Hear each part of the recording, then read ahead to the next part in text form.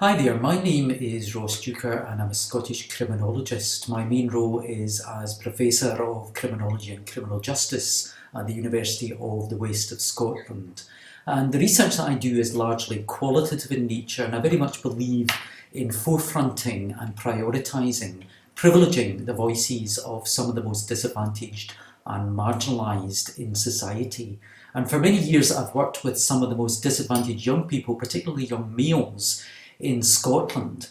And around 11 years ago, I published a book based on several years of fieldwork I'd conducted in and around the Glasgow area, exploring the impact of territorial street violence and gang culture at that time. And I documented how the teenage boys that I conducted interviews with at that time, that lived in some of the most socially deprived housing schemes in the west of Scotland, actively vied for territory and engaged in street violence for recreational purposes. And often it was a means of coping with the impact of poverty, of social exclusion and marginalisation. And there was a strong sense among these young men at the time that to be respected, they actively had to defend their housing schemes by backing up their mates during gang fights. Well, 12 years on, I'm preparing to write a follow-up manuscript, and I'm revisiting many of the same communities where I worked 12, 13 years ago, and exploring how the whole issue of territorial gang culture has moved on, but also some of the more contemporary issues facing young men and the pressures that are being created as a result. So back in 2007, 2008, when I walked into the housing schemes in and around Glasgow, it was unusual not to hear about a gang fight the night before that had taken place. But now what I'm finding is it's much more unusual to hear about one at all. But unfortunately, a whole new set of issues have emerged that are creating new pressures on our boys and young men.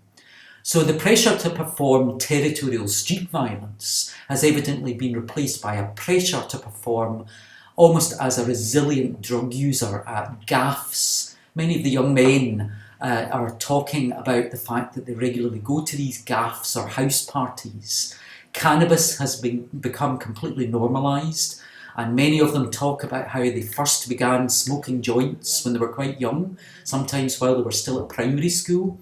And the performance of masculinity in many ways is now played out at these gaffs, where not only are they expected to drink copious amounts of alcohol, to use cannabis, but also to progress to using Class A drugs like cocaine, which has become much more popular. So unlike back in 2007, 2008, almost all youngsters now have access to smartphones. And of course, they're constantly visiting social media sites like Snapchat, YouTube and Instagram. Now, unfortunately, these same sites provide a platform for online drug dealers. And so drug use among these young people have become much easier.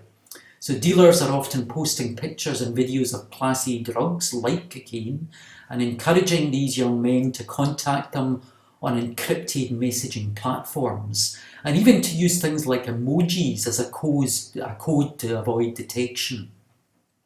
Once users make contact with the dealers, sometimes a meeting can be arranged, but sometimes that's not even necessary, of course, because we now have a 24-hour dial a deal delivery straight to your front door. Down in England and Wales, we've been hearing a lot over the last few years about the phenomenon of county lines drug dealing. So this is where dealers actively exploit and groom children and young people to go into more rural communities, often several miles away from where they live, to supply on their behalf, and using dedicated mobile phone lines or other forms of deal lines. And these dealers are actively exploiting these vulnerable young people through intimidation, coercion and violence.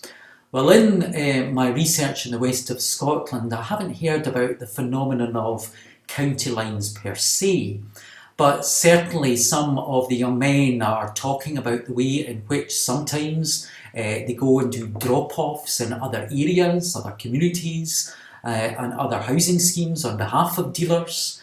And some of the youngsters even talking about accompanying older suppliers in their cars when they visit large cities down in England to do drop-offs and pickups and bringing money back up north.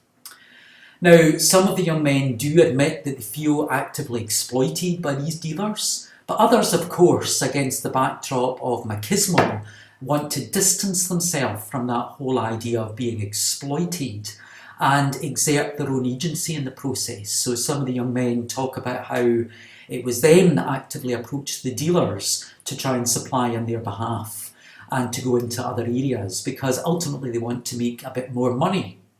And unfortunately, this is because the whole issue of poverty, social inequality, and unemployment hasn't gone away, and in some ways it has actually worsened in the interim period since I first conducted my original research.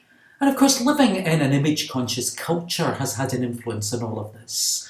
So some of these young men feel compelled to make large sums of money to be able to gain the street cred among their mates by having the latest designer images and the latest designer gear.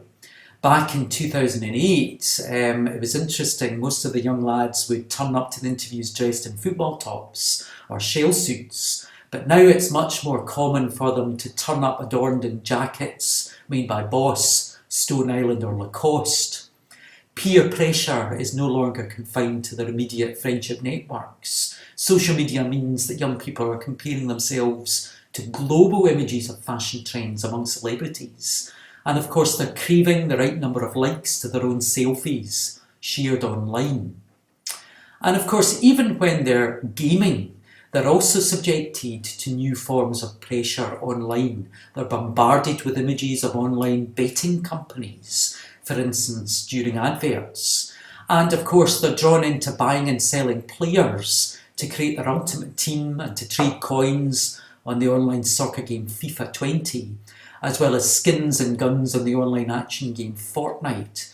Some of the youth workers I've been working with recently tell me that if you've not got the best skins, the best guns, the best FIFA coins and best FIFA players and the best designer labels, then ultimately you're relegated to a no-good status. You lose popularity among your mates.